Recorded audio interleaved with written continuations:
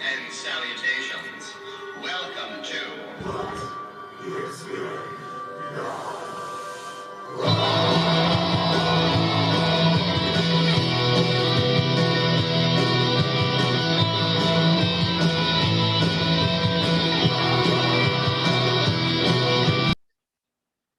Greetings and salutations. I am the Ghoulfather at your service, and welcome to another edition of What is in the Box. And as you can see, I have some very special guests with me today. Hello, boys. Yo. Wonderful. What's going on? I can see this is going to go swimmingly already. So, for anyone No, we can't swim. You should know that. Oh, I've already a water reference. So for anyone who's been living under a rock, fellows, could you please introduce yourselves? Yo, can I do this? Yeah, do your thing, man. All right, here we go. How's everyone doing? My name is Jason fucking B. I'm the father fucker and the singer guitar player for the Jasons. This is Jason 3D. He's the motherfucker and the singer and bass player for the Jasons. We're the only two Jasons that matter. Fuck everybody else. That includes Jason Voorhees and all those fucking movies. And these are my Zubaz pants. Thank you, gentlemen. Now, the one thing that's always interested me most about the Jasons, aside from the raw sexuality, is how you've managed to build your fan base without any crowdfunding and any help from outside sources beyond the band. Can you expand on that a little bit and why that was so important to you? Yo, so yeah, I think for the Jasons, always we came from the playbook of Johnny Ramone, and when we were starting our band, we had both been in bands before and learned a lot of lessons. For the record, though, we were never in any bands that did crowdfunding, but we learned a lot of lessons. And when we were literally reading the book of Johnny Ramone, who ran the Ramones, one of the most successful and greatest punk rock bands of all time, he talked a lot about not letting people see weakness in your band and not showing weakness and vulnerability. And what I internalized that as, and then he talked about it, and we internalized it as, you know what, like begging people for money and going to outside sources. For us, we had something to prove. And so it almost became our mission to make a successful project on our own. And along with that, there were record labels at the beginning that we approached, and they were like, I don't know about the Jason. And so it kind of gave us this attitude of like, all right, fuck you, we'll do it ourselves. And we've been doing it this long, and then they all came out of the woodwork, and we were able to in turn say, nah, fuck you. Now we work with the record label now, whole different thing, but we're proud of our history of being a band that sustains itself. And when you do everything yourself, funding wise, that gives you the license to own everything fully. Nobody has a piece of it. We don't want someone else to own the Jason. So we're proud of that. We're definitely anti-crowdfunding. You know, we never were anti-label, but we always expect labels to do things that a label should do, and a lot of these labels don't want to do that. There's too many people that call themselves a label these days, but all they are is a promotion agency at most. You know, just because you add a label to the end of your Facebook name and you post a bunch of pictures of albums that's been released, if you didn't help pay for the record to be recorded, if you didn't help pay for the record to be put together, if you didn't help pay for the record to be distributed, you're not a label, man. Like, I don't care I don't know what the definition of label is per se, but labels used to pay for bands to go on tour, pay for the records to be completely made, and that's just not a thing anymore. And like, they use the excuse, well, the internet this, the internet that, but there's what labels used to be, and like that's our main man Gene Simmons once said that rock and roll is dead, and that's what he was saying, is the labels are dead because who else said it? I think Frank Zappa maybe said that labels aren't willing to take chances anymore. They only support what they know will sell and stuff like that. And that's why you don't get, great artists on the radio anymore. You just get the same 1, 2, 3 clap, 1, 2, 3 clap musicians over and over again. Yo, and let's also add this: if you're in a young band, if you're in a new band and you're watching this, keep this in mind. Labels are dead. Rock and roll is dead. 100%. Except here's the thing. Because of the internet, it's easier now to be a band than it ever has. If somebody wants to sign you to their label and they're going to release the record on CD and post a bunch of shit on Facebook, that's not, you can do that yourself. When it comes to labels and what we've always done with our current label, we're with Mom's Basement Records now. That guy came at us like this: yo, let me put out your record. Let me pay for your record. Let me pay to get you a music video made. Blah, blah, blah, blah, blah, blah, blah. Stuff like that. He's trying to help. That's a label. We hold people to that. And I think all bands should do that. So as much as we might seem like assholes, we're actually leading the charge, the tip of the machete for reform in punk rock. We're musicians. We're worth it. You're a fucking musician. You're worth it. Or you're the whore down the street that fucks every guy and lets some little label take all your money for putting out a CD. Yeah. Boom. And to follow up with that exactly, Follow it up, I'm following Follow it it up up. 100%. I'm following it. Go get on And that soapbox. exactly what you just said. The internet exists. There's millions and millions of guitars out there. There's too many musicians. The market's flooded. So yeah, it's a lot easier to be in a band nowadays, which means you need to try harder to stand out. Yo, Stop going on stage in your mom's sweatpants. don't wear Fucking Google pants on stage. not on just for the stage. couch. Yeah, I was sleeping and farting before he got here. Yo, here's But the other thing. no, I'm not finished. Yeah, but this is real important, sweetie. This is real fucking important. I'm fucking done. All right, well, look. Hey, listen. I'm going to tell you something while he's over here. Here's something real fucking important. I fucking forgot what I was going to say now, asshole. You cut me off. No, I was adding to your fucking... No, you said stop talking. No, I didn't ever say stop talking. You heard him say it, right? Oh, boys, Yo. don't fight. Yo, let's not fight, man. We got this fucking guy. What are you, a pacifist now? Obviously, I'm a pacifist.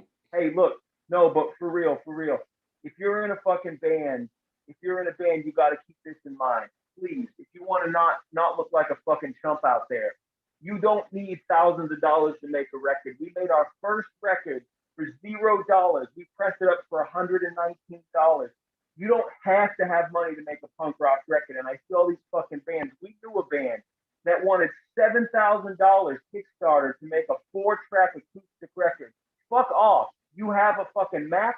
You have a living room. Make a good punk rock record. Don't look like a chump. Don't fucking give your music to somebody, and don't count on other people to make your record. The end. Yeah. And that was good. And at the same time, your record doesn't have to sound like shit just because it was made cheap. No, but ours sounded like shit. But it still was good. Yeah. That was a lot to swallow, boys. Thank you for that. I'm sure you're used to it, though. Well, that's a topic for another day. But I wasn't aware that there were labels out there that wanted to release but weren't willing to contribute to them. Oh, This yeah. is common? This is We've seen it. This is almost taken. Yeah, we've seen it. It's taken the place of, there used to be pay-to-play promoters where they wanted the bands to do all the work and they reap all the rewards. There are labels, and I'm not shitting on anybody that wants to be helpful to the music scene, but there are definitely labels who will only offer to put your record out on CD. And I think bands, they covet this idea of wanting to be signed. That doesn't mean shit anymore. No. And so for us, we called our label Camp Mando Records. That just meant nobody wanted to put out our records. And we just said, yeah, fuck it. We're a record label. We're Camp Mando. We put out Jason's records. And, it's the same saying you're signed to a label, unless it's like Fat Records or fucking Sony or some shit, is the same thing as saying, my band has shared the stage with blah, blah, blah. Nobody cares who you shared the stage with. Either your record sucks or your record doesn't. And I mean, we harp on this stuff, but we're proud of the fact that we didn't go that route, and we want other bands to realize that they don't have to. Just because somebody says they got a label, if you really want to see if that person's legit or not, say, okay, you got a label, pay for my fucking record, pay for a press of 500 records, and then we'll talk. And if they're willing to do that, that's a good label.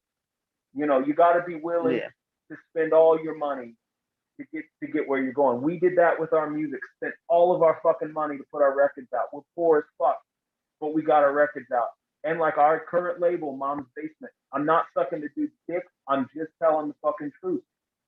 He puts all of his fucking money into his shit. He does. He really does. So when you can meet someone like that, that's a good partnership. Otherwise, fuck them. All right.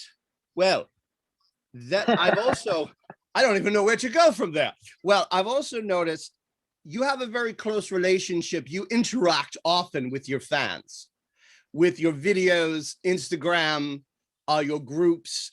It's more of a friendship than a fan relationship. Has that something that's always been important? That's kind of a hard question. It's like it never was something we ever thought about, you know? Like we never like sat down and was like, yo, we need to interact with our fans. It was like, oh shit, people like our band. That's cool. That means like yo, I don't care if this is breaking kayfabe or not or whatever the fuck you want to say. Oh no. But like for the first 3 years as a band, he refused to use the word fan. Like, you know, back in the day, he was like, that's douchey to say that you have fans. But then, you know, once we hit a certain point, you know, he just kind of had to acknowledge it.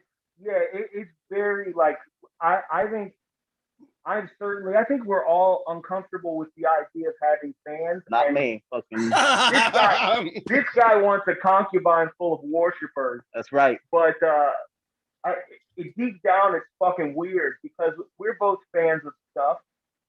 But it's weird when someone gets your band logo tattooed on them, or the messages about how like, and this isn't stroking our own ego. Like we've literally gotten messages of like how much our band has like saved people through their depression or like cheered them up on a bad day. Like most recently, we made a dumb post on Mother's Day, and out of nowhere, this very sweet woman reached out to us and told us about that dumb joke. Made her forget that didn't make her forget, but made her smile on a day that's bad for her because her mother died. So she, the joke meant a lot to her and all that stuff. So it's like stuff like that. It really makes you sit back and be like, damn, I'm really fucking cool. Yo, and let me That's not no, we are fucking cool. It's true. It's true. That last bit was to bring you back into the asshole mood. No, stuff like that really hits us in the heart, and it makes everything makes the dollar burgers at 3 a.m. worth it, Let me say this too. So fandom and bands that allow themselves to believe that they are greater than others, to believe that they have fans, here's what that does, Ghoulfather. Let me tell you why we're kind of also against that. I'm going to take you back to Kickstarter, back to crowdfunding. What do those fucking asshole bands always say? We're giving you, the fans, a chance to make our next record happen. Really, the reason they use that term is because they don't want to come to terms with this. We're begging you, our friends, and making our friends feel like shit until they give us their money. So the term fan is an armor for ego, and we don't have that kind of ego. Like, we think our band is the greatest punk band right now. I think we put out the best record when we put out Blood in the Street. Yeah. But we're not that kind of people that want. I don't want to be worshipped. He doesn't want to be. He kind of does. But we're not the kind of people that like, we don't want to be parasites to our fans. Like, we're grateful that people listen to our music. Right. And that's a fact. Yeah, we don't want anyone to not want to talk to us, and so that's, to wrap it back up to the question you asked, it was just, we've never viewed ourselves more than the people that listen to our music, so, we're people, they're people. Are we a little bit cooler than them? Yeah, sure. But, that just comes natural when you buy a leather jacket. That's true. Now, this one you sort of answered already, but after releasing a number of albums on your own and now working with the label, obviously that's been a positive experience. But how is that a different experience from releasing it on your own? Cheaper. Okay. Oh, very well then. It's so up until the pandemic happened, we kind of budgeted, because we're like a self-sustaining band, and every year we basically budget for one vinyl release a year. And for us, because we try to do the best version of an LP, we're talking, 5 $5,000 for 500 LPs or whatever. You know what I'm saying? So we kind of budget for that. But then all of a sudden, pandemic hit, and we had made friends with Mom's Basement, but we were always kind of, like we'll hang and stuff, but we don't know if we want a label. And then all of a sudden, it was like, yo, we're gonna be on the shelf for a while. And this dude who we experienced being a solid, label person said, yo, look, man, I want to put out a 7-inch. And at the same time, the people at Pro Rock came and said, yo, Joe Queer's ready to put that 7-inch out. And then it just came to the point where releases that we weren't necessarily able to put out were possible because someone was willing to put their money up. So without someone like Pro Rock and without someone like Mom's Basement, we wouldn't have had those two extra things. And, it does make it possible for bands like us to put out more records. People want more records. So Mom's Basement saved us in the pandemic, without a doubt, by putting out the Black Russians. Pro Rock saved us in the pandemic because it gave people something to buy from the Jasons. So it's been a good partnership. Yeah, and that's the way we did it before, man. Fucking a lot of bands, even smaller ones, they'll get paid. You're starting out, you're lucky to get $20 a show, if that. Eventually you climb the ladder, you get paid more and more, the more popular you get and stuff like that. But the one thing, like, we never even agreed on, it just, we both knew that was the way it needed to be, is no one in this band gets paid, man. We if we get paid $200, $400, or $20, that goes straight into the band's fund. That goes straight into gas. That goes straight into our hotel. That goes straight into our account to get more merch done, because we want to push forward. If you're only getting paid, $50 because it wasn't that great of a show, giving everyone $10 in the band, you're not going to get anywhere, and you're not going to have anything cool. Fucking act like a treasurer if you have to, and fucking hold that money until your band needs it. Yeah, like, that's the thing. Like, I think if you're gonna push forward in today's day and age, like, you can't look at being in a punk band as being something that's gonna help you go on vacation. Like, being in a punk band is the vacation, and you're lucky if it pays for itself. And every rung of the fucking ladder that we climb our way up on with our bloody stump knuckles from crawling in the shit for so long, every time we do that as a band, that's an opportunity for us to take back a little bit of what we should be getting. And that's true for every band. Like, in the beginning, you're not making anything for shows, but there came a point for the Jasons where promoters would message us and would be like, no, man, you want the Jasons, you're going to fucking pay for the Jasons. And it's not like we're trying to make more money. It means now that our guarantee's up there, now that we get money for playing, we can put out cooler shit. We can go further. We can buy fucking guitars without taking out loans. Yeah. And because we've done it, man. We've literally driven 11 hours for $20. Like, when we first started out, we wanted our name heard, we wanted our voice heard, we wanted people to know who we were, even though we weren't very good. We still pushed it. We pushed it. We fought for it. We drove the time. We did the hours. We slept in our broken down car more than once. Like, it's people think that because we live in the digital age that you can just release a record on Bandcamp and next thing you know, you're going to be famous. Like, there's still a lot of hard work that goes into this bullshit. Yo, nobody knows about people that think the Jasons are like, because we got our name out there and we're fucking in people's faces, so they immediately think that, like, I think they think that we live in some sort of like rock star level life. They don't know that the Jasons have had debates as to whether or not we wanted to try and get into the homeless shelter to sleep or pay for a hotel because we're so fucking frugal. I kind of forgot about that. Yeah, we're like, okay, well, if the homeless shelter will take us in, I don't know how that works. Where was that? Was that North Carolina? I don't know. But the idea was, if we sleep in the shelter tonight, if they've got room, we can take our money and save that and fucking buy more merch. Yeah. That's the fucking level of insanity that we were running at that. The problem with shelters, though, is they quit taking people at night. And the masks might have been a little bit of a detriment. Well, yeah. And we couldn't all four sleep in the same bed at the shelter, which we have to do without a doubt. That's right. That's right. Now, one of the things that you're known for, especially someone like me who's a big fan of lyrics, is your very clever songwriting, instantly memorable choruses. And can you tell us a little bit about the songwriting process? Yeah, so like on a band wide level, I would say like on that level, the songwriting process has evolved a little bit. Like in the beginning, I wrote all the songs on the first like couple of records, and then of course like on Get Fucked, 3D wrote a song, and we started collaborating more.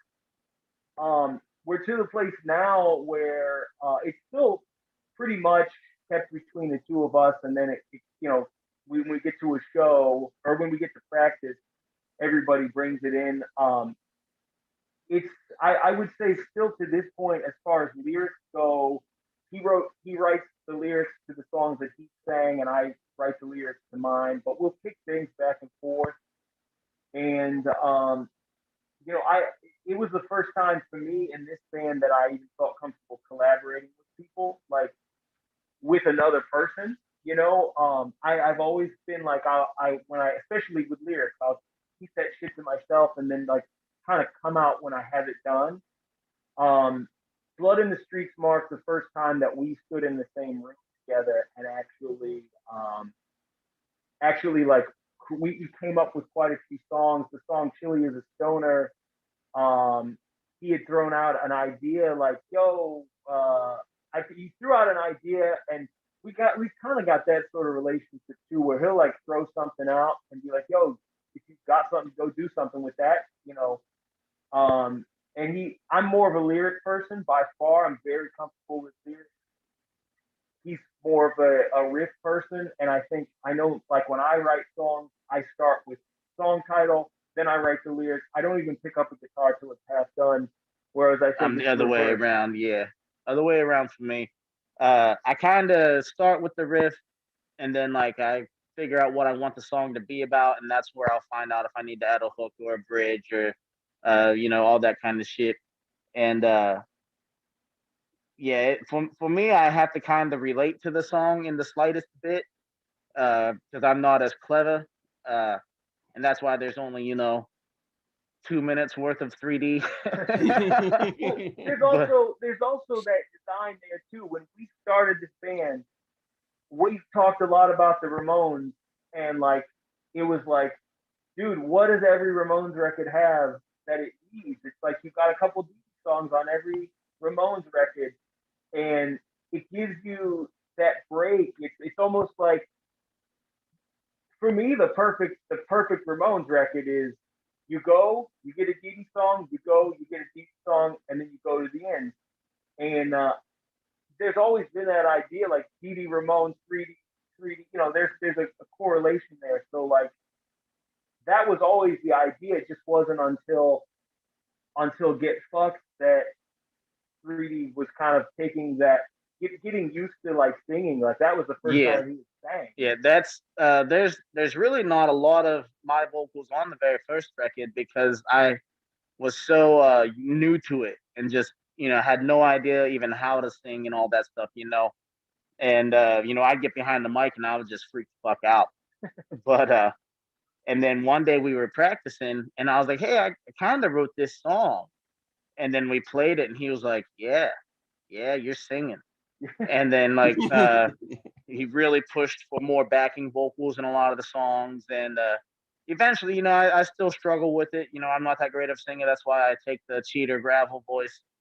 But it works. The contrast with yours is good enough, and adds that little spice. And that was like, as a songwriter, like I said, like 3D was really, I mean, I had collaborated with other songwriters before, right?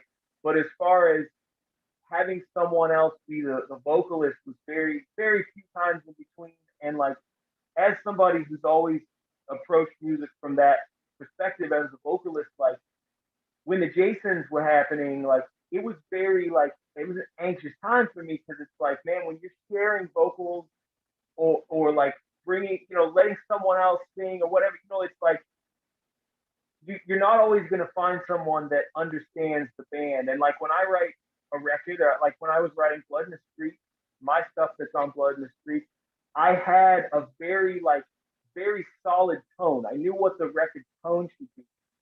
And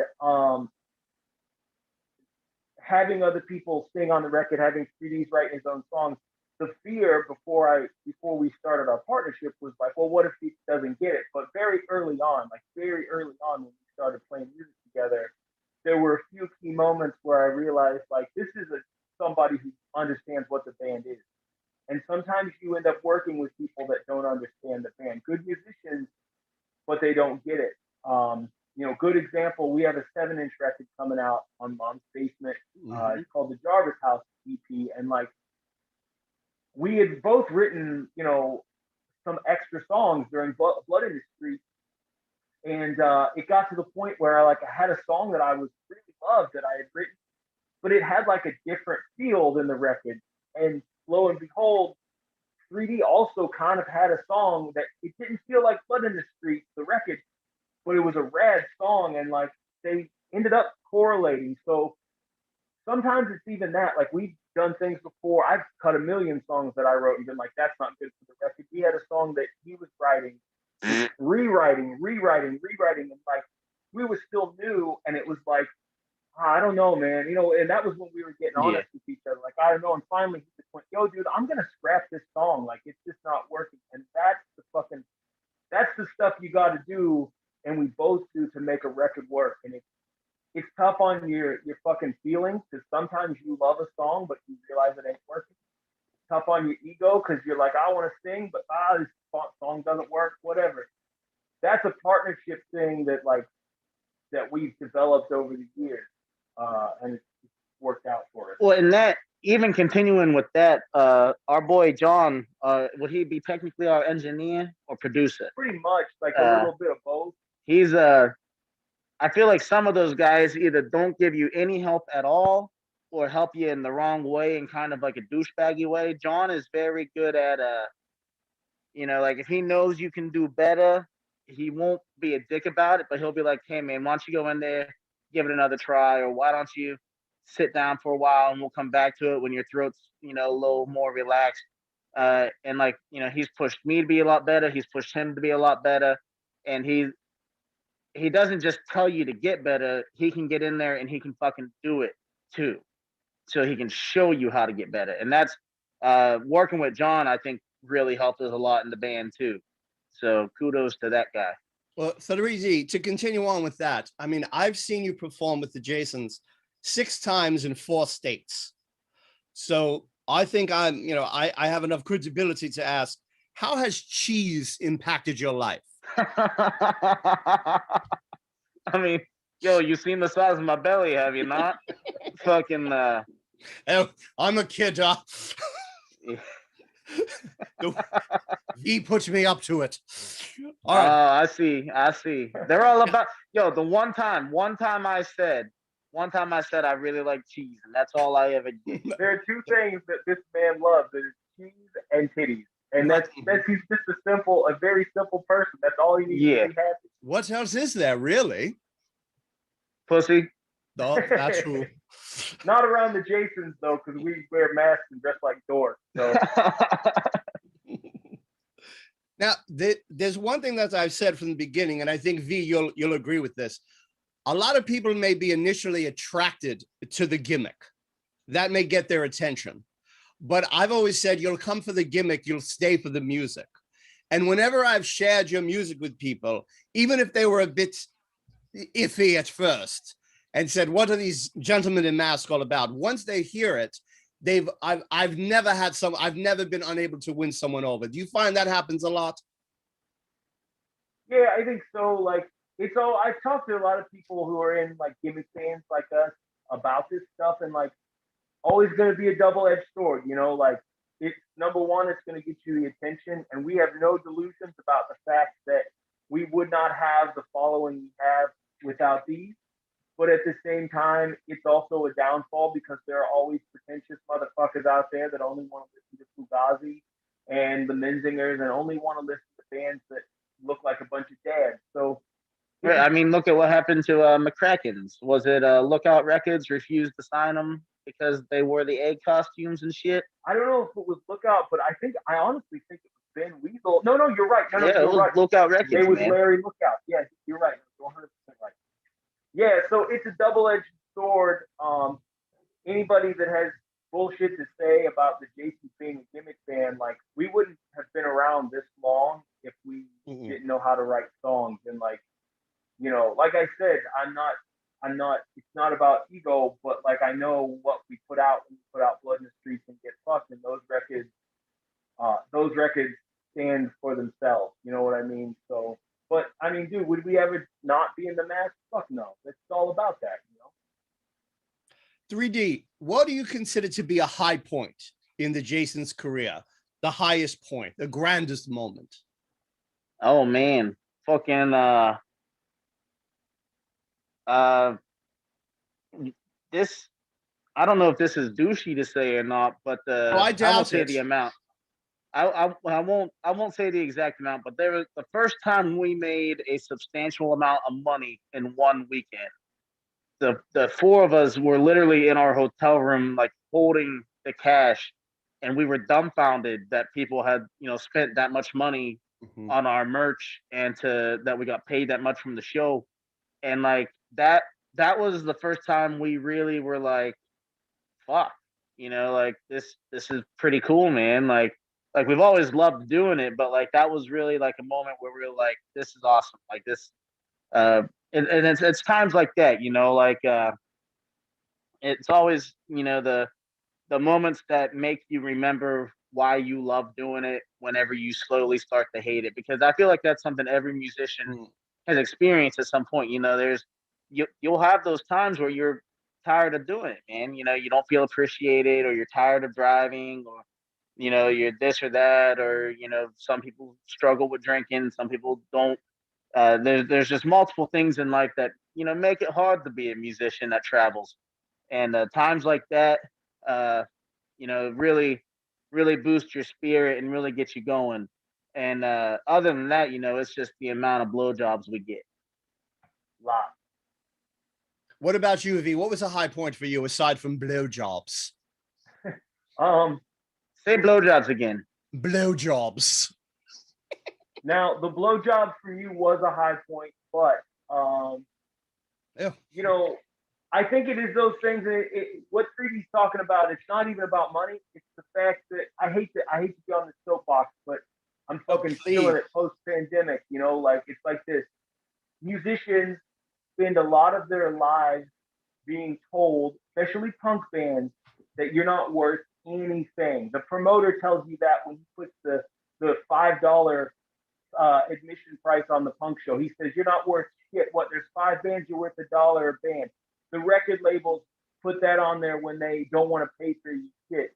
You know, so like those moments where you make a lot of money, or you get what you know is deserved. It's not an ego thing. It's I always knew that we should be sitting in a hotel room holding a fuck ton of cash.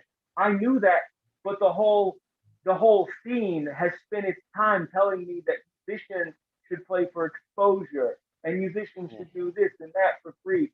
So yeah, that's a time for sure. The other one for me, man, every fucking time somebody gets a Jason tattoo, and we're like getting to the place where there's a lot of fucking winged, mask and eagles out there, like that's a huge deal for me, because that's somebody saying that they have faith that you're never going to put out a shitty, sucky, sellout record because it's on their bodies forever. And but I don't know, man. There's a lot of people with Metallica tattoos. Yo, that was all pre-Saint Anger, though. That was all pre-Saint Anger, except for our drummer. Well, no, the Black Album was supposed to be their sellout album. Yo, remember? I like the Black Album. So do I. And of course, if there's a high point, there's a low point. What do you consider a low point of your career? Cars breaking down, man. Cars Fucking breaking being down. stuck being stuck on the side of the road, Having to get Uber. having to be $250 Uber, Oh, fucking stuff like that. It's exactly what I was saying for the highs, man. You know, with highs, you have your lows. You know, we've both grown as people in this band. You know, and I can say that about our other members as well. You know, there comes times where you know you hate doing it, you hate each other, you hate being around each other, you don't want to talk to each other, you're yelling at each other, and that's you have to, you know, a band becomes a family at some point. You know, like once you break that barrier of coworker, but you also have to remember that you are working. You know, you are trying to get something done. So yeah, you know, we've had low points. You know, where there's definitely times where we both, you know, wanted to call it quits. You know, but we work through it. You grow as people. You know, you acknowledge your own faults as a person and you work on it. You don't sit there and say fuck you over and over again because that gets nothing done.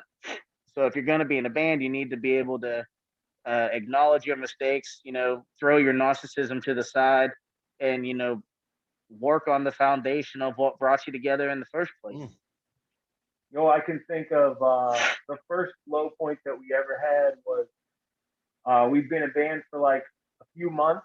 We had made the first record. We had a show booked in Tennessee, and the night before, Jason X, our ex bass player, or Drummer. sorry, our ex Drummer. sorry, our ex drummer called and told us, "Fuck you! I quit the band. I can't play this last show." And it was like 12 hours before we had to leave, and the two of us had to sit down and figure out: are we going to drive like 9 or 10 hours all the way to Tennessee to eat shit acoustically and fucking suck our balls off, or are we going to stay home and not go through that pain but not play a show? And we made the decision to go suck our balls off, and we sucked the hardest we've ever sucked, but we did it. It made us stronger, and you can find that recording on our Bandcamp called "We Quit the Fucking Band." It's the worst show we ever played. It'll always be up there because it reminds us that we can never suck as bad as we sucked that night. That's right. We sucked bad. Been nothing but uphill since then, except for the Doyle show. Well, Doyle sucked too, though, so Yo, but Doyle covered Strutter. That was cool. yeah, whatever. Fuck Doyle. You know what, man? Yo, he's better than Jerry Only's son. I don't know, man. He seems cool. Yo, I watched. I was bored today, so I put on the Jerry Only Descending Angel. Yeah. And holy fucking shit, is that bad? Like it's like really bad. Like is it worse than the Mummy's Hand? It's it's worse. It's so much worse than he's that. not. At least with Devil Hand, he's writing to work within his range. You know, he's not trying to cover someone else's range. And yeah, that cracks me up, man. Danzig not playing that big of shows. Misfits playing shit bars with barely anybody there. And then Danzig sings for the Misfits, and now they're selling out Madison Square Garden. Like, fuck all you Walmart motherfuckers. Yo, they hate each other's guts. Oh, they hate each other's guts. Jerry Only drove to that Madison Square Garden show in a fucking what was it, a Corvette decked out in fiend skulls, and it's like, Jesus Christ. Yo. Don't get me wrong, I would totally put our Eagle on everything I do. You would, yeah. That's right. You're gonna have a Jason Ford Escort, 1992. That's right. Now, this is my favorite part. Now, the Jasons have always managed to bridge the gap between horror punk, Ramones core, or punk rock, despite the fact that you boys have never been horror punk. But you seem to be the bridge between the two. And I've met so many horror punk fans who are so dedicated to the Woes that they rarely listen to anything else, but they're still Jason's fans. And they still fuck with the Jasons. They still fuck with the language. They still mess with the Jasons. So is that something you're I mean, I know that you never wanted to be a part of horror punk, but how do you feel about that, being the bridge, so to speak? Yo, when we started, we intentionally made it a point to stay away from horror punk, even going as far as to say, like, fuck horror punk, we're not horror punk, because there's a reason behind it, because horror punk as a scene is very small. And if you shoot to be the top of the horror punk pile, you can only go so high, and you still have to suck the dick of all the bands that everybody holds so dear, all those guys and we said, you know what? We don't like those bands. We don't care about those bands, and we don't want to be the underlings of those bands. So how about this? Let's just go take this kind of music and just play punk. And it was never that we hated horror punk, but we just didn't want to fall in line because it's a trap. And I would say this to any band: horror punk as a style of songwriting, horror punk as a musical style is great. Horror punk as a scene, and I know Horror Punks USA, I know you guys are building a new scene, and I think that's fucking cool because you're building a scene and you're bringing in Ramones core and you're bringing in this. That's how scenes grow. But if somebody wants to be in a successful band, do not set your sights on, I want to be the best horror punk band, because it's a tiny, tiny, very limited scene. And you limit yourself. So I think if we're the bridge, if we're the bridge, I hope that's very cool. I would be proud of that because we never wanted to alienate the horror punks, but sometimes to set yourself apart, you got to say, yo, fuck horror punk. We don't want nothing to do with it. We had to. Otherwise, we would have been, begging for scraps at the table to open up for the Blitzkid reunion. And that's cool if people like Blitzkid and yada, yada, yada. But what I'm saying is, for us, that wasn't good enough. We're not going to play Second Banana to Mr. Monster, a band that I never listened to in my whole life. None of that shit. Like, when it comes to that stuff, that just wasn't our scene, and we know that scene for sure. But if you set your sights on a small genre, you're going to be a small band. So be a fucking great horror punk band and just play every show. Don't just play horror punk shows. Play all the shows. Because at a horror punk show, what are the Jasons? Another group of 40-year-old dudes in the fucking costumes looking like a bunch of dorks and the youngest than 40. Oh, or what are the Jasons at a regular punk show? We're the one band that looks different and sets ourselves apart. So, well, and that was my biggest issue with it, because I can't. I was introduced to it later than he was and everything like that. So I like the look. I like the makeup. I like this. I like all that. Misfits were one of the first punk bands I ever heard, but I got tired of hearing, "Oh, so you're like the Misfits," and we're nothing like the Misfits. Not in the slightest bit. Like, we wear makeup under our masks, but like, we're not wearing skull paint. We're just putting fucking a little bit of black here and there so that our holes are filled. And so fucking that's what I got tired of hearing was, like, oh, like the Misfits, oh, like the Misfits, like the Misfits. And I just got tired of hearing that, because that's not like the Misfits at all. Yeah, well, and that's my other thing with horror punk is I don't think horror punk, and like Darrow Chemical Company used to say, it's a scene, not a genre. And because like, people will put us and then the Crypt Keeper 5 and then Blitzkid and fuck it, we'll throw Dickie Devil in there too.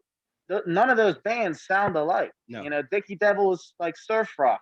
Crypt Keeper 5 is like that old school, just fucking rock and roll, and I fucking love them. They're amazing. But then like Blitzkid is like your high school kid punk, and then we're like Ramones core. Like, it's all punk rock in the end of the day, except for Crypt Keeper 5. They're really not punk rock at all. They're just rock and roll. Yeah. They're just rock and roll. They're amazing. But yeah, there's no two bands at most of these shows, which is also a good thing. You don't want every band at the show to sound exactly alike. But there's at least like a realm of interest that I don't think a lot of bands that consider themselves horror punk really meet. And like, I've even heard some people, now there's subgenres of the subgenre, or like what they call it, boo wop. Boo wop. Oh my god. Boo wop. Oh my god, Freedy, don't know. It's called boo wop. No. They call it boo wop. Stop it, I hate it. Listen, here's another thing too. Spook and boo.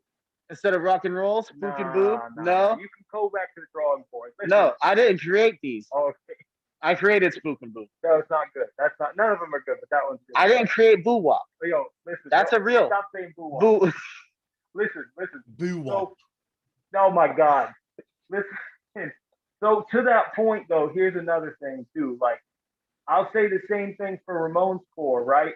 We made a Ramones core record, And as soon as we started seeing the inner workings of Ramones Corps, we started seeing the same similarities.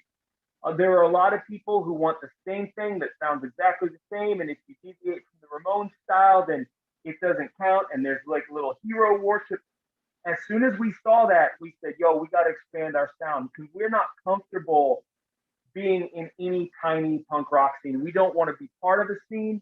I think it's cool that people have scenes, but personally, I think it's a scene, whether it's horror punk, whether it's Ramones Corps, a lot of times what happens is it becomes a popularity contest. I like to call it, I'm going to say my fucking term here, a peanut butter cup. It's cohesive on the outside and corrosive on the inside, and it destroys the scene. Yes, thank you. So you have to, for me, you got to watch whenever there's a scene, because what happens is, well, that guy's cool. I like him. I'll book his band. But what if his band sucks? Well, he's part of the scene. No, book good bands. People will come. Book shitty bands. It destroys the scene. Best story ever. Anthrax wanted to get their record put out by Metal Blade. They were friends with that guy. They said, "Hey, here's our demo." He said, "You suck. Go make another demo." They said, "Hey, here's our demo." He said, "Nope, not good enough. Go make another demo."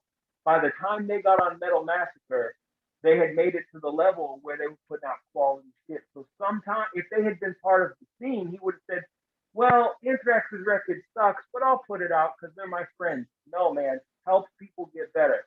I can talk about this shit all day because I think my opinion matters more than anyone else's, but I'll stop it right there. Well, that's something that I noticed. I remember on Get Fucked, that album, I know it's not a theme record, but if there was a theme, it was a bit angry, like angry at what was going on. And then when we got into Blood in the Streets, that was more a jab at like Scene Police. You know, that was more, you guys had sort of, it was more of a victory call. Like you had accomplished so much between Get Fucked and Blood in the Streets. And Scene Police was a great commentary on how damaging a scene can be. And Red-Blooded American Punk Rock is a great example of going in a different direction entirely, because that, I wouldn't consider that Ramones Corps. That was more that's an 80s metal, like big arena, hard rock type song. Yeah, and that's exactly what it is, man. Like him and I both have a background in like not even listening to punk and just listening to, you know, Motley Crue and Twisted Sister and Rat and all that stuff. Occasionally Kiss. Occasionally Kiss, you know, not too much Kiss, but every now and then. But and that was definitely like a thing, you know. Whenever after we finished Get Fucked, we sat on it for a couple years, and then he was like, "This next record's gonna be metal," you know, like, and because you know we never gave up on metal, we still listen to that. Sometimes I'd say more than punk. And like with what you were saying about Scene Police, like I often think like Scene Police is almost like Blood in the Streets asshole. You know what I mean? Instead of I want to be an asshole, where he was just kind of calling out the PC culture. Scene Police, he's calling out the people who think they rule the scene because, you know, they're 35 years old and got Doc Martens on. But yeah, no. So yeah, you want to go on about the metal stuff? Yeah, no, like he's right. You're right. I mean, your assessment 100%. Oh, like, thank you. Oh no, my assessment. Well, both. No. Both of your assessments were pretty. But yours was right on because his was right on because apparently he listened to the record. No, so Get Fucked was us being angry. Blood in the Streets was our celebration of, hey, guess what? We fucking made it. You can't do anything about it. And you know, yeah, there we go. But yeah, for us, like, I'm definitely going forward, and I talked to, you know, we're talking to Mom's Basement about putting out our next record, and that's a ways off. We put out a lot of shit this year. We've got more projects even outside of this persona, these fake people that you're talking to now. We've got more shit that we're working on together, and like, so we're slowly working on it, but 100%, the end goal is going to be something along the lines of Blood in the Streets, but a little bit more in that traditional like metal direction. And I even told John from Mom's Basement, I said, dude, your Ramones Corps people might not love this next record. And he was like, I don't give a fuck. Like, the Jasons have their own built-in fan base, and that's true. and our fan base does not expect us to just make Ramones core after Ramones core after Ramones core. Like they want something different. They want the evolution, and like we've got plans for that too. So, yeah, 80s metal will always be a thing for us. That's what we were like born and fucking raised on, you know. Is there a certain track that is a favorite of yours to play live? And you have a large I've lost the word. I can't think of the word right now. You have a nice lot of catalog. songs to a large catalog. Go ahead. You got one, or you want me to? You know, man, like I love Blood in the Streets, man. Like I think that's probably our best fucking song. Like that song just fucking rips, you know. Let's see. It's hard to pick, you know, because in my opinion, we have a lot of really good songs. But I love playing Blood in the Streets. I love Red-Blooded American Punk Rock. Can't Stop Killing's always a fun one. Crowd interaction is a big thing for me, you know, so seeing everyone else enjoy it as much as we enjoy it really sticks out to me. I like playing Tina's Got Telekinesis. Yeah. Because it always comes at a part during the show when like that song, like we usually start our set with a bunch of songs that like bang you in the fucking face over and over. And then Tina kind of opens up. There's a little solo part where we get to fucking like kind of chill out and be like, yo, 3D, yo, these guys are awesome, or yo, this crowd sucks, or whatever. We got the like, you know, the triplet guitar pose bullshit. I like doing that. And of course, you know, our song that gets the biggest fan reaction is and probably will always be Asshole, because people like to, you know, do that. But yeah, I mean, like we're lucky enough now that we have enough songs in our catalog that no matter what we choose, somebody's going to be disappointed that we didn't play their favorite song, which is really fucking cool, you know. Yeah, but the ones that I like playing, I think, are the ones where I know for me, like where I'm not chopping away at the down picking 100 miles an hour singing, because I spend a lot of my time in the mic, fucking down picking my ass off. And the songs where I get a little bit, you know, where it's a little like alternate picking or something, I like those. Yeah. This guy fucking, you know, shakes his ass and dances all over the stage. Yeah, the songs Tina, I get to dance around to. The Tina Shuffle. We all look forward to the Tina Shuffle. You donned that name, and that's been the name ever since, man. Another thing for a lot of things for me too is like songs that I'm proud of, where I'm not just doing root notes. You know, like the end of Blood in the Streets, and you know, Mark's Legs Don't Work and stuff like that. Because I don't want to be just another root note bass player. You know, like just for clarity, 3D, what is a root note? Root note would just be like if they're playing the G chord, I would just be hitting the 3rd fret on the first string. You know what I'm saying? Like, so they're making pretty noises, and I'm just doing the do do do do do, rather than doing a walk, you know, down the 3 strings, or doing an octave jump, or something that I really like to do. And because that's like that was something we Miguel from Teenage Bottle Rocket, I really learned that from him, emphasizing your octaves and stuff like that. And that's another band. I watched an interview with him not too long ago where they talked about being a band where you know, it's not just the lead singer. And I'd like to think that we're that kind of band too, you know, where Jason Hell and Hollywood have just as much of a presence as 3D and V do. You know what I mean? And that's important, like, because, and I'm not shitting on our past members, but anyone who saw the Jasons prior to Blood in the Streets knows that the show consisted of I'm stuck in the mic singing and trying to downpick. 3D is putting on a show, and Old Hollywood was fairly reserved, and it made such a difference when Scab Hollywood came in, because he has so much rage that he goes crazy on stage. And so now you look at the Jason stage, and even if I'm stuck in the mic, like 3D and Hollywood are both fucking doing their shit in the corner. And I think half the time, as much as like, you know, people, I mean, this guy engages with people outside of the band too. If you've talked to the Jasons, unless it's about an order, you've probably talked to him. And so that's also what he gets to do live. Because if I'm fucking singing, I can't do that.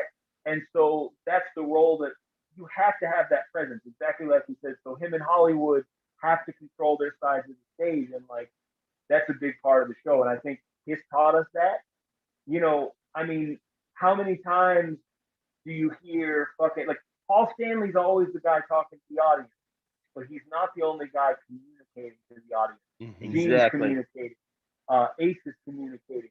It's just everybody knows their role, everybody has their role, and everybody gets their time to shine, and that's what it should be. Well, and that goes back to, you know, even Twisted Sister, you know, Dee Snider, you know, he was a wild motherfucker, but he was on the mic the whole time.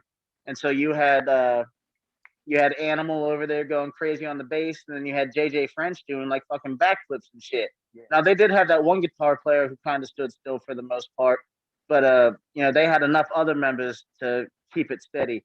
You know, and that's a thing that I look to that, even like bands without gimmicks and stuff like that. Like I saw the Distillers live on their last tour, and they were one of the most boring bands I ever fucking saw live.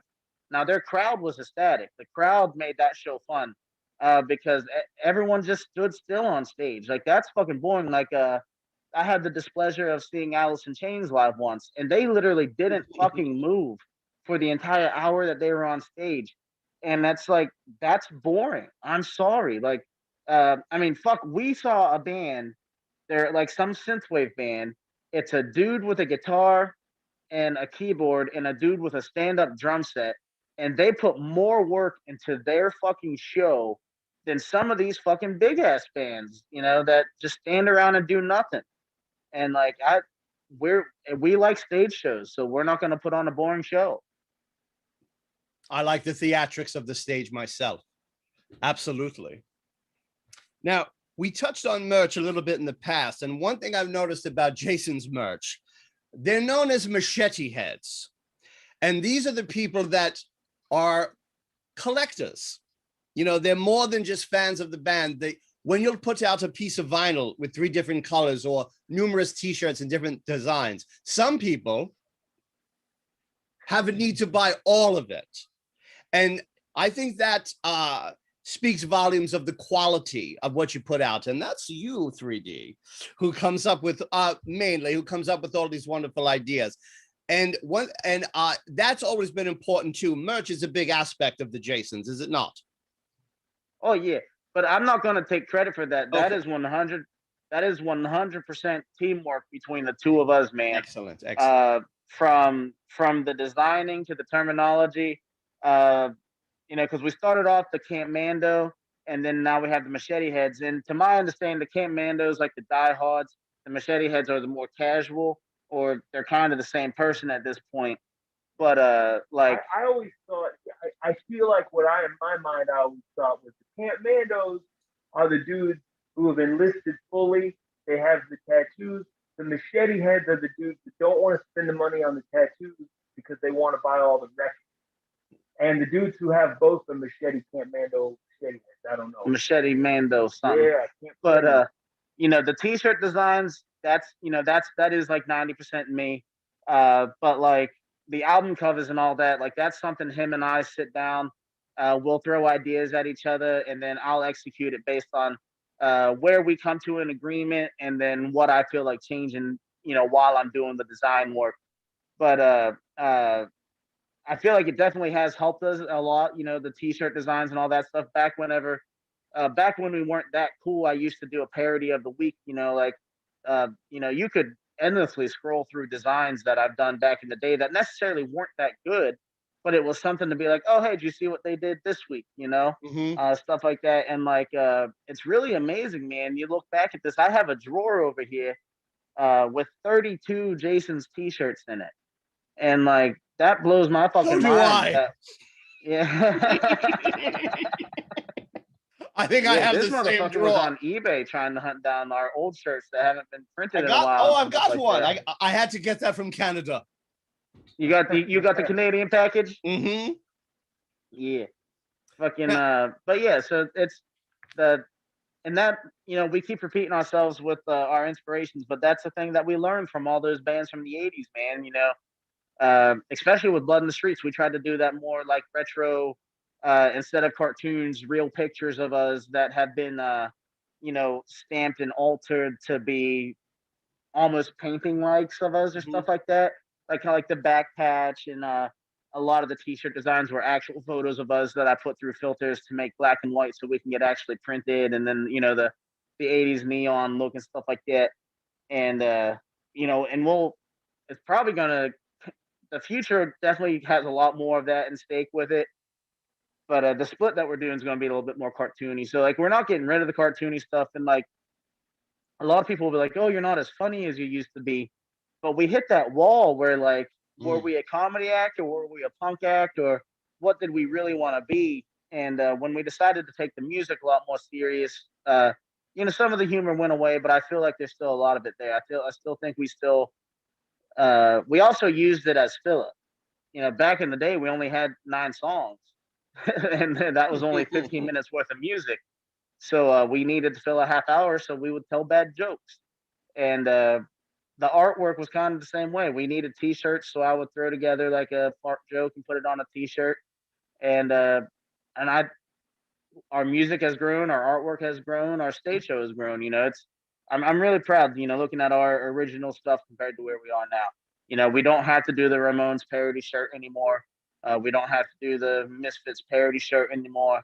We have our own unique designs that people can, look at and be like, yeah, that's the Jasons now. And that's a cool moment, One of my most prized possessions is the painting that you did of the band that I was fortunate enough to get my hands on. So I'm going to go, pardon me a moment. Oh, Razor, I know you're out there. Razor de Rockefeller. Would you kindly put the painting up on the screen for a moment? Thank you. I hope sometimes she gets a bit moody.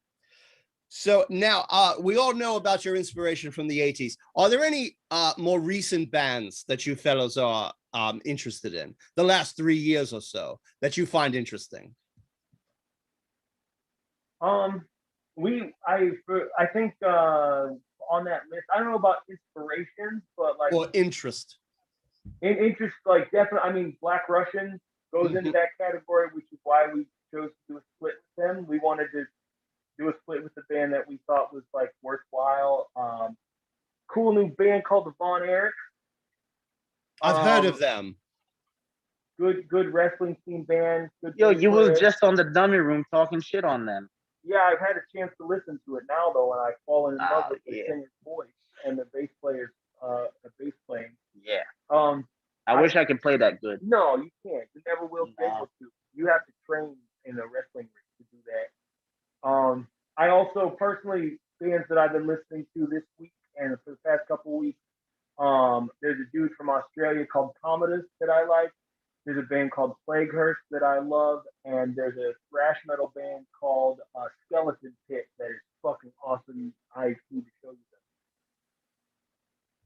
I'm notorious for finding bands that are 20 years old retired. So there's really He just discovered Pulley. He just discovered fucking Fresno Rom a couple years ago.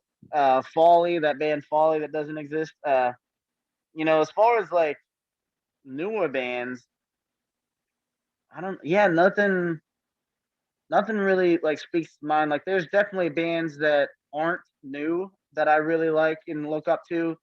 Bands like, Flamingo Nosebleed and Teenage Bottle Rocket and stuff like that. And like our friends, Handsome Scoundrels, those all fall in that Ramones core style punk and all that. But lately, it's been more hardcore for me. I've been looking up more towards bands like Nails and Sydney Airy and Rotting Out and stuff like that. And I think that's great for musicians to have that, other interests, not bottling yourself into that realm of what you're supposed to listen to. Now, moving on, who would win in a fight, Judge Dredd or Predator? So I'll answer this as a very honest, diehard Predator fan. All right. There's 5 Predator movies now, and they die in every single one. So that would be the vote for Judge Dredd. Okay. I'll answer it as a diehard Judge Dredd fan. They have met a couple times. And because it's a Judge Dredd comic, Judge Dredd always has to win, obviously. But I guess maybe it depends on the predator, you know? Maybe if it were like an elder predator, I still think Dredd would win every time, but I'm biased. Yeah, no, everyone who knows me knows that I'm obsessed with Predator and Alien, more so the characters than the movies, but I am a huge fan of the movies. And that was always my biggest gripe, man. Even in the comic books, in the movies, you know, they always die.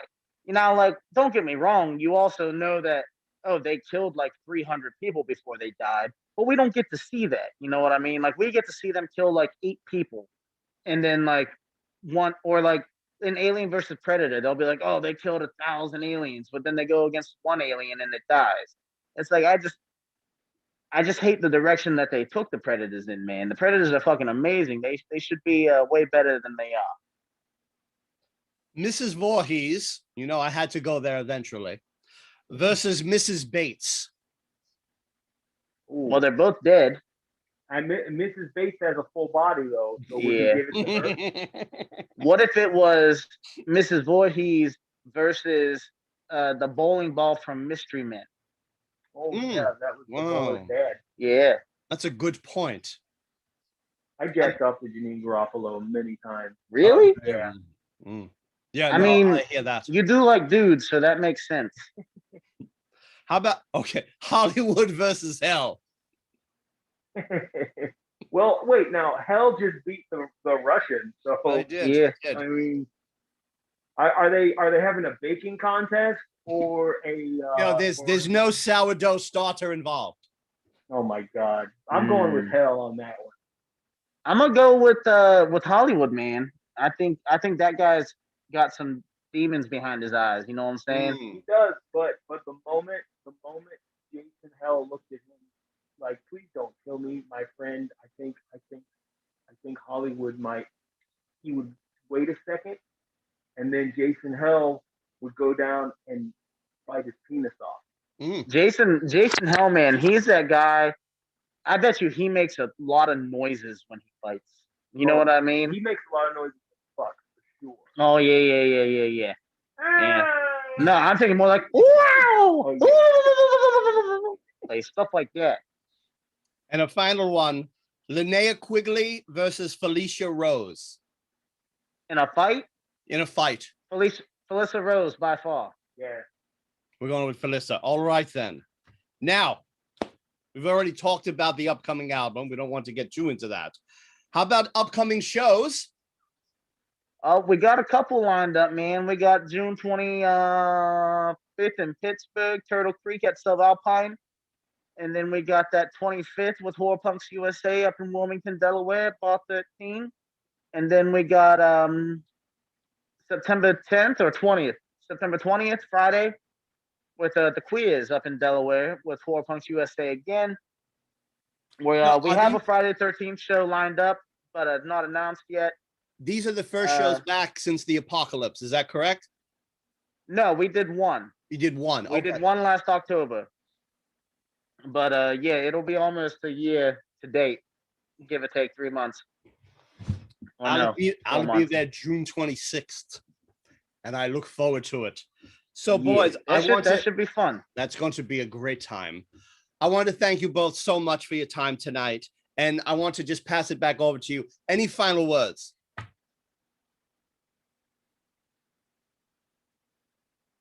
Oh, me? Either one. Yo, final words. Listen. Don't suck anybody's dick to be a musician. Don't pay to play. Don't fucking settle for record labels that don't want to do any work. Don't crowdfund your band. You look like a jackass. And buy all of our records. 3D? Moneybag. I want to be sponsored by Moneybag Soda. All right. Thank you again, gentlemen. I truly appreciate your time. And thank you all for watching HPUSA TV. Be sure to like and subscribe. And until next time, we may be freaks, but we are not alone. But we are geeks.